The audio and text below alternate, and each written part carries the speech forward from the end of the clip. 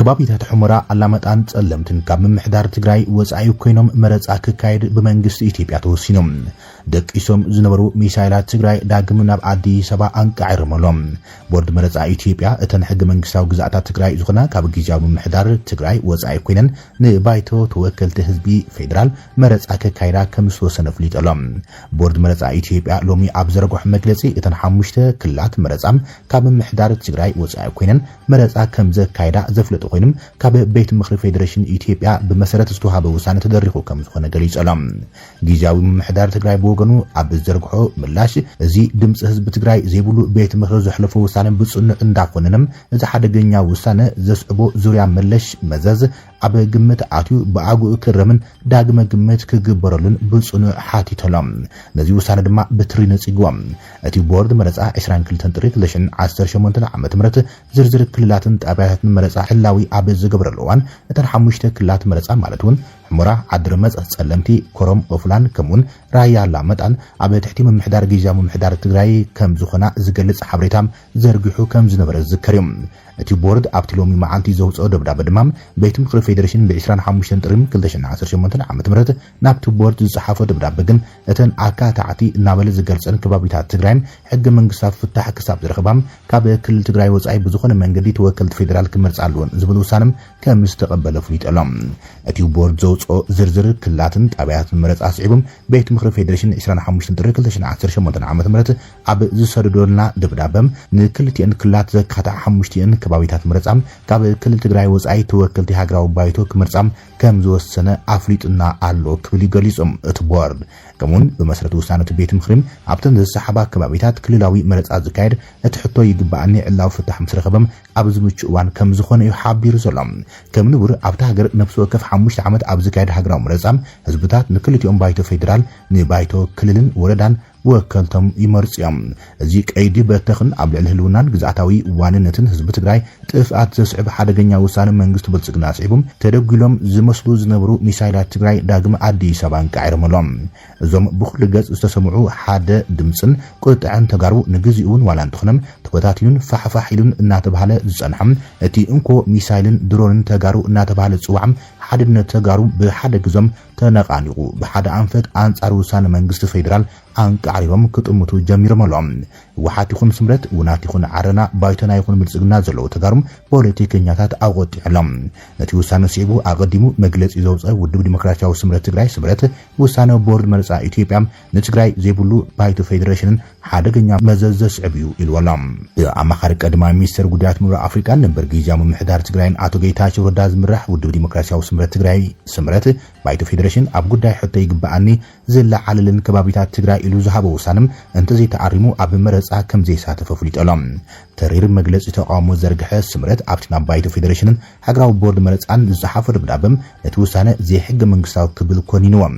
እቲ በኣቶ ጌታቸው ረዳ ዝተፈረመ ደብዳቤ ስምረት እቲ ብቤት ምክሪ ፌደሬሽን ዝተዋሃበ ውሳነም ሕገ መንግስታዊ ስርዓት ዘዳኽም ናጽነት ትካላት ዝዕፍን ሕገ መንግስታዊ ስርዓት ብግልጽ ዝጥሕስን እዩ ብምባል ብቁልጡፍ ክእረም ሓቲተሎም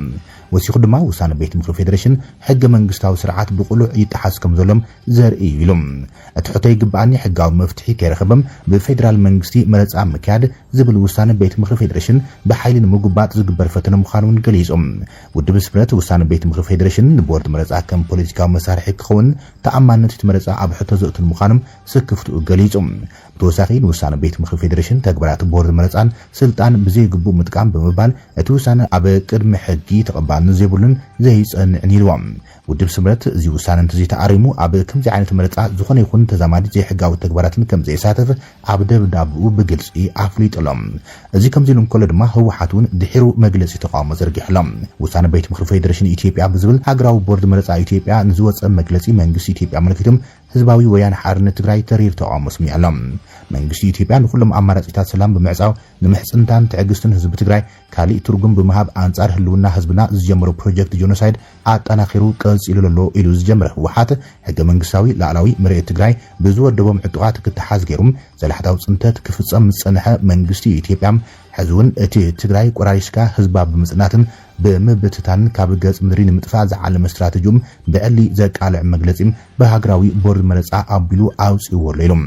እዚ ውሳነ ቤት ምክሪ ፌደሬሽን ተባሂሉ ዝወፀ ኣዋጅ ኩናት ንሕገ መንግስትን ዝሃገር ኮነ ንስምምዕነት ፕሪቶሪያ ብዕሊ ብምጥሓስ ህልውና ህዝቢ ትግራይ ናብ ዝበኣሰ ሓደጋ ዘእትዩ ኣሎ ህወሓት ومخانون هو حد كونه حزب تግራይ بهلونهم حق መንግስታዊ ላዕላውነቶም ፍጹም ከም ዘይደራደሩም ኩሉ ክፈልጥ ይግባእ ኢሎም ዋላው ካብ ብቀይድ በተኻካይዳ መንግስት ኢትዮጵያ ኩሎም ኣማራጭታት ሰላም እንትተዓጾም ህዝብ ትግራይን ህወሓትን ኣብ ሰላም ካብ ዘሎም ዘይናቃነቕ መትከላዊ እምነት ጽንቃቅ ዕድሉን እንታሊውን ምጥቃም ኣብ ትሕቲ ከቢድ ወተሃደራዊ ክባም ክልከላ መሰረታዊ ቀረባት ዕጽዋን ከሙን ካልኦት ንስምምዕ ፕሪቶሪያ ሙሉንሙሉ ዝጥሕሱን ተግባራት እናተፈጸሙ እንትኾነም ሰላማዊ ፖለቲካዊ ዘተክግበር ኣብ ጽውዕል ዘሎ እዋን ዝወጸም ካልእ መልክዕ ጆኖሳይድ ይልወሎም እዚ ውሳነ ተባሂሉ ዝወጸ መግለጺ ነቲ ሎም ጽባሕ ብመሰረት ስምምዕነት ፕሪቶሪያ ናብ መረበቱ ከመለስ በሃንቆታ ጽበ ዘሎም ውጻእ መዓት ህዝብና ተበታቲኑ ከተርፍ ዝብን ብስንክ መንነቱ ኩሉ መልክዕ ጨፍጫፍን ዝፍጽሞ ዘሎም ንዝፍጸሞ ዘሎ ኣብ ትሕቲ ወረርቲ ዕጡቃ ዝነብር ህዝብና ስቃይ ዘናውሕ ቁሉዕ ኣዋጅ ጆኖሳይድ ይልወሎም ካብ ዝሓሊፉን ኣብ ርክብ ህዝብታት ትግራይን ኣምሓራን ሓድሽ ውጥጥ ክውላዕ ዝተፈሓሰም ውዲት ይልወሎ ህወሓት መላ ህዝብ ትግራይ እዚ ብመንግስቲ ኢትዮጵያ ውሳነ ተባሂሉም ዝወፀ ላዕላዊ መሬት ትግራይ ዘቆራረስን ህዝብና ዝበታትን ሓደገኛ መግለጺም በሓድነት ክቃለሶ ንጽውዕ ኢሎም መንግስቲ ኢትዮጵያ ሕዙን ካብ ከምዚ ዝበለ በቀታ ንሱ ብዘጣሽን ተካላት ኣቢሉም ህልቀይትን መብታን ህዝብ ትግራይ ካብ ዘቆጽሩ ተግባራትን ካብ ዝገብሮ ዘሎ ገዚፍ ወተሃደራዊ ምቅራብን ከበባን ተቆጢቡም ሕግ መንግስታዊ ላዕላዊ መሬት ትግራይ ወይሮም ዝሓዙ ዕጡቃት ብምጻም ኣብ ትሕቲ ወረርቲ ዝሳቀን ዝቕተልን ዘሎ ህዝቢ ሓራክ ወጽን ንሰመዛበሉን ዝተሰደዱን ወገናትናም ውሕስ ብዝኾነ መንገዲም ናብ መረበቶም ክምለሱ ግቡእ ክዋጻእ ይግባእ ኢሎም ካብ ዝሓሊፉ ጉዳይ ላዕላዊ መሬት ትግራይ ህልውና ህዝብ ትግራይን ዘይሕለፍ ቀይሕ መስመር ምዃኑ ደጊምና ክንገልጽ ንፈቱ ኢለሎ ህወሓት ውድባት ሳወት ባይቶና ኡናትን ዓርናን ካልኦት ትካላት ሲቪልን ሲቪክን ማሕበረሰባት ትግራይም ነቲ ውሳነ በትሪ ብማዕረ ድምጺም ይኹንኑ እዮም ዘሎም ሳወት እቲ ውሳነ መንግስቲ ፌደራል ኮነ ተባሂሎም ኩናትን ምጓሃር ዝዓለመ እዩ ዝበሉ ኮይኖም ዓርና ኩናት ናይ ምዕዳም ተግባር ይልወሎም ባይቶና ድማ ንዕድመ ህወሓትን ሻዕብያን ዘናውሕ ትርጉም ዘይብሎም ውሳነ ዝበሉ ኮይኖም ውናት ድማ ናብ ዕንክሊልን ዳግማይ ኩናት ዘእቱን ጸረ መስርሕ ሰላም ምዃኑ ኣጠንቂቑ ዘሎም እዚ ከምዚሉን ከሎ ሚሊተሪ ካውንስል ወይ ድማ ወተሃደራዊ ቤት ምክሪ ሓይልታት TPF ነቲ መግለጺ መንግስቲ ፌደራል ብትሪ ኮኒንወሎም ከም ሓይሊ ሰላም ኣብ ትግራይ ስርዓታዊ ለውጢ ንምምጻእ ክንቃለስ ምክንያት ካብ ዝኾና ወሰንትን ልዕሊ ምንም ቦታ እንህቦ ዋኒናም ሓደ ህልውና ተጋርኡ ዝበለም እቲ ወተሃደራዊ ቤት ምክሪም ህልውና ሓደ ህዝቢ ድማ ብዘይካ ዋንነት ርስተ መረበቱም ግዛኣታዊ ላዕላውነትን ክረጋግጹም ኣይኽእልን እዩ ኢልና ኢና ንኣምን ኢሎም ከም ተጋሩ ንዘመናት ካብ ዝተቃለስናሎም ዋኒናት ሓደ ውንም ርስተ መረበትና ኣሕሊፎም ንዘይመሃብ ወለድናም የሕዋትና ደቅናን ክባር መተካእታ ዘይብላ ዋጋ ህይወት ከፊሎም እዮም ዝበለ TPF ከም ሓይሊ ሕቶና ስርዓታዊ ሰላም ዘምጽም ምቹ ፖለቲካዊ ቃልሲ ክፍጠር ይብል ኢትዮጵያ ቦርድ መረጻም ወክልና ተጋሩ ዘይብሉ ፌደሬሽን ቤት ምክሪ ዝወሰነ ውሳነም መሰረት ገይሩ ብዛዕባ ናይ ተጋሩ ርስተ መረበትን ላዕላዊ ግዛኣት ትግራይን ዝኾነ ምዕራብ ትግራይ ማለት እውን ሕሞራ ዓድረመጽ ሰሜን ምዕራብ ትግራይ ማለት እውን ጸለምቲም ደቡብ ትግራይ ኮረም ኦፍላ ራያ አላማጣን ምልክቱም ዘሕለፉ ውሳነ ከም ሓይሊ ብትርኢና ንቃሞ ኢሎም መረጻ መሰል ዓርሰ ውሳነን ዓርሰ ምሕደራን ህዝቢ ዝረጋገጽሉ መስርሕ ዲሞክራሲ ዝበለት መግለጺም እዚ ውሳነ ድማ እዚ መሰል ዝጻረር ሓደገኛ ውሳነ ብምዃኑም እውኒናም ኣትሪርና ንቃሞ ዘለና ኢሎም ተጋሩ ኣብዛህለና ንሃሉ ኣብ ጉዳይ ህልውናን ዋነት ርስተ መረበትናን ፍጹም ኣፋላይ ክህልውና ከም ዘይግባም ተረዲና ብሰላማውን ፖለቲካውን ኣገባብ ቃልስና ብጽንዓት ነዚ ውሳነም ክንቃለሶ ይግባእ ኢሎም ወተሃደራዊ ቤት ምክሪ TPF እዚ ውሳነ ሕገ መንግስትን ውዕሊ ፕሪቶሪያን ብምጥሓስ ሰላም ናይዛ ፌደሬሽንን እዚ ቀጠና ናብ ፍጹም ሓደጋ ከም ዝወድቕ ተገንዚቦም ቁልጡፍ መርምታ ካብ ምግባር ሓሊፎም ሕገ መንግስትን ውዕሊ ፕሪቶሪያን ዝጠሓሰ ውሳነን ዝሕለፉ ኣካላት መንግስቲ ፌደራል ብሕጊ ክሕተቱ ክገብር ድማ ጻውዒት ኣቕሪበሎ TPF ከም ሓይሊ ኣብ ጉዳይ ላዕላዊ ግዛኣታዊ ሓድነትን ዋነት ርእስተ መረበትናን ቀይሕ መስመርና ከም ዝኾነ ብምርዳም ኣባላትናን ደገፍትናን ንገብሮ ኩሉ መዳዊ ብሔራዊ ቃልሲም ድጋፍኩም ክትጠናኽሩም ንተሓሳስብ ኢሎም ሚሊተሪ ካውንስል ትግራይ TPF መንግስቲ ኤርትራ ነቲ ኣብ ዝሓለፈ ሰሙን ብኢንተርናሽናል ክራይሲስ ግሩፕ ዘውፅኦ ሓዱሽ ጸብጻብ ዝቃወም ጽኑዕ ነቐፌታ ዘርጊሖም ሚኒስትር ዜና ኤርትራ የማነ ገብረ መስቀል እቲ ብኢንተርናሽናል ክራይሲስ ግሩፕ ኣብ ቀርኒ ኣፍሪቃ ዘሎ ውጥረት ንምንካይ ብዝብል ዕላማ ዘውፅኦ ሓዱሽ ጸብጻብ አትሪሩ ነቂፎም እቲ በኤርትራም መሶብ ጆርናል ኣብ ዝተባሃለ መርበብ ሓበሬታም ዝተዘርግሐ ትንታነ ከም ዘመላኽቶም እቲ ጸብጻብ ኢንተርናሽናል ክራይሲስ ግሩፕ ሚዛናውነት ዝጎደሎን ድሌት ኣፍደገ ባሕሪ ኢትዮጵያ ካብ ሕቶ ግዛኣት ናብ ቁጠባዊ ኣገዳስነት ብምቕያር ዓለም ለኸ ማሕበረሰብ ንኽቕበሎም ዝተተለመ ስልታዊ ኣቀራርባ ክብል ነጽጎሎም እቲ መሶብ ጆርናል ዘርግሖ ትንታነ ድሓር ሚኒስትር ዜና ኤርትራ የማነ ገብረ መስቀል ኣብ ማሕበራዊ መራኸቢታቶም ዝዘርግሖ ጸብጻብ ኢንተርናሽናል ክራይሲስ ግሩፕ ኢትዮጵያ እትደልዮ ላዕላዊ ኣፍደገ ባሕሪ ከም ሓደ ሕጋዊ ሕቶ ገይሩ ኣቕሪብዎ ክብል ነቒፈሎም ከምቲ ትንታነ እንተኾይኑም ላዕላዊ ዝብል ቃል እቲ ሕቶ ካብ ንግድን ሎጂስቲክስን ሓሊፎም ናብ ሕቶ ግዛኣታዊ ይግባኣኒ ምስግጋሩ ዘርእዮም ኢትዮጵያ ኣብ ዝሕዝዋን ብዝተፈላለዩ ስማዓት ኣፍደገ ባሕሪ እናረኸበት እንዳሃለወት እቲ ሕቶ ላዕላዊ ተባሂሉ ምጽውዖም ንላዕላዊ ግዛኣት ካልእ ሃገር ከም ምሕታት ተባሂሎም ብመንግስቲ ኤርትራ ተወሲዱ ዘሎ መንግስቲ ኤርትራ ናብ ኢንተርናሽናል ክራይሲስ ግሩፕ ዘቕንዑም ነቐፌታት ቀንዲ ነጥብታት ክቐልዑ ከሎም እቲ ጸብጻብ ንድሌት ኣፍደገ ባሕሪ ኢትዮጵያን ንስጋኣት ላዕላውነት ኤርትራን ከም ማዕረግ ቅሬታ ገይሩ ምቕራቦም ነጺግዎሎም ተጻብኦ ዝመልኦም ዘረባታትን ስውር ሓቀነ ወራርን ካብ ኣዲስ ኣበባ ዝምንጩ ምዃኑ እቲ ጉጅለ ባዕሉ እናገለጾም ካብ መደምደምታ ግን ንኽልቲኦም ወገናት ማዕረት ተሓትት ንምግባር ምፍታኑ ተኣማንነት እቲ ጸብጻብ ከም ዝጎደሎ መንግስቲ ኤርትራ ኣመላኺተሎም ኢንተርናሽናል ክራይሲስ ግሩፕ ኣድልዎ ዘለዎ ኣጠቓቕማ ቃላት ከም ዝተጠቕመ ዝገለጸ እቲ ትንታኖም እቲ ጉጅለ ንኢትዮጵያ ፌደራላዊ መንግስቲ ዝብል ሕጋዊ መፀውዒ ክህብ እንከሎም ንኤርትራ ግን ምልካዊ ስርዓት ዝብል ቃል ምጥቃሞም መንግስቲ ኤርትራ ኣትሪሩ ኮንይወሎም እቲ ትንታነ ወሲኹ እዛ ኣጠቓቕማ ቃላት ንኢትዮጵያ ከም ስሩዕ ፖለቲካዊ ተዋሳኢት ንኤርትራ ድማ ከም ኣጸጋሚት ኣካል ንምስዓል ዝዓለመ ኣድልዎ ኢልወሎም ብተወሳኺ ኣብ ጉዳይ ሕጋዊ መሰረት ላዕላውነት ዝገለጸ እቲ ትንታነም ስጋኣት ላዕላውነት ኤርትራ ኣብ ስምዒት ዝተመስረተ ዘይኮነስ ኣብ ስምምዕነት ኣልጀርስን ውሳነ ኮሚሽን ዶብን ናይ መወዳእታን ቀያድን ዝተመስረቶም ሕጋዊ መሰል ምዃኖም ኢንተርናሽናል ክራይሲስ ግሩፕ ኣረጋጊጹ ዝገለጸ ኮይኖም እዚ ድማ ገማግም ባሕሪ ሓንቲ ሃገር ናይ ካልእ ሃገር ውሽጣዊ ፖለቲካዊ ንምርግጋዕ ከም መደራደሪ ክቐርብ ከም ዘይግባእ ገሊጹዎም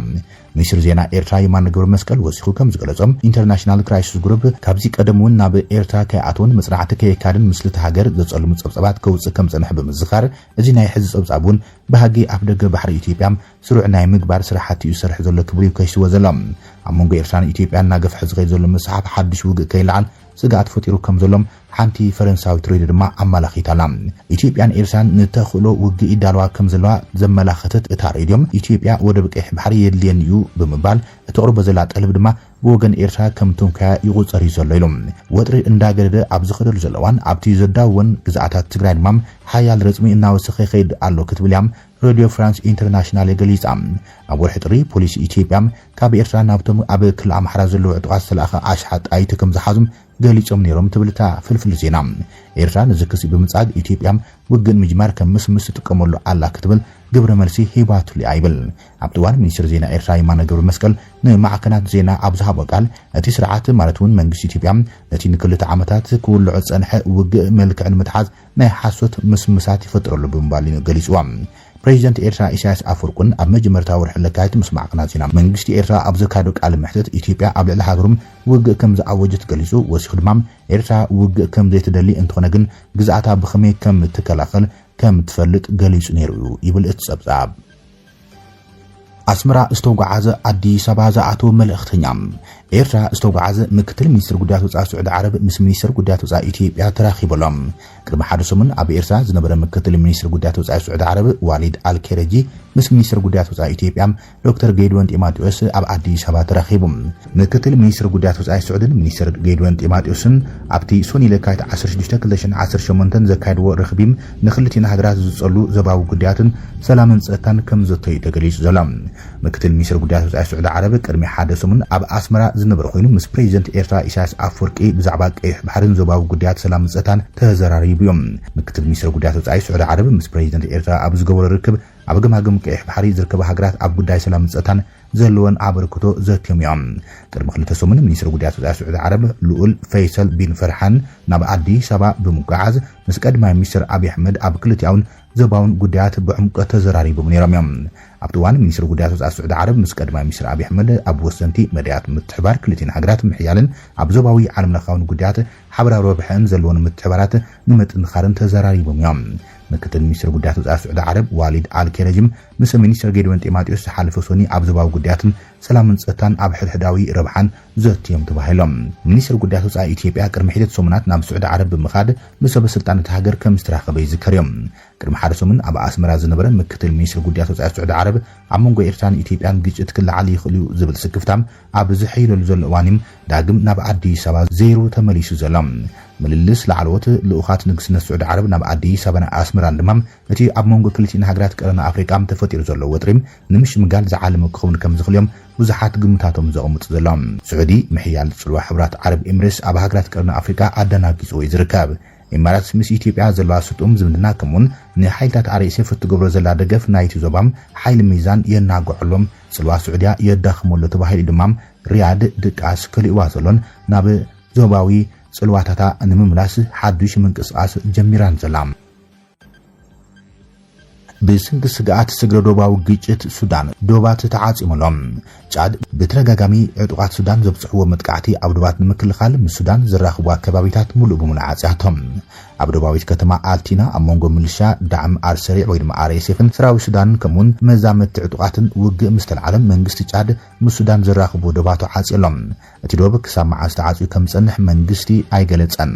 ጫድ ብዘይካ ሰብኣዊ ሓገዝ ኩሉ ሰብኣውን ንግዳውን ምንቅስቓሳት ስግር ዶብ ሱዳን እውን ኣጊዳቶላም ጫድ ብኩናት ዝተሃሰየት ሱዳን ናብ ዝኣቱ ናይ ረድኤትን ሰብኣዊ ረድኤት ሰራሕተኛታትን ቀድመ ተሓለፊት መስመር እኳ እንትኾነት ኣብ ጎረቤት ሃገር ሱዳን ዝረአ ዘሎ ግጭት ብተደጋጋሚ ናብ ግዛእታታ ሰጊሮም ድሕነት ዜጋታታ ኣብ ሓደጋ ከም ዘእተው እዩ ዝግለጸሎም ሚኒስትር መራኸቢታት ጫድ እቲ ምዕጻው ዶባት ግጭት ሱዳን ናብ ሃገሮም ከይዝርጋሕ ድሕነት ዜጋታትን ስደተኛታትን ንምሕላው ምዃኑ ገሊጾም ዝሓለፈ ሰንበት ሓይልታት ቁልጥፍ ወሃብቲ ደገፍ ኣብ ዶባዊት ከተማ ኣልጣይን ኣብ ዝርከብ ማዓስከር ሰራዊት ጫድ መጥቃዕቲ ከም ዝፈጽሙ ሓቢረን እየን መንግስቲ ግን ብዛዕባ እቲ ፍጻመ ዛጊድ ወግዓዊ ግብረ መልሲ ሃይቦለን እዮም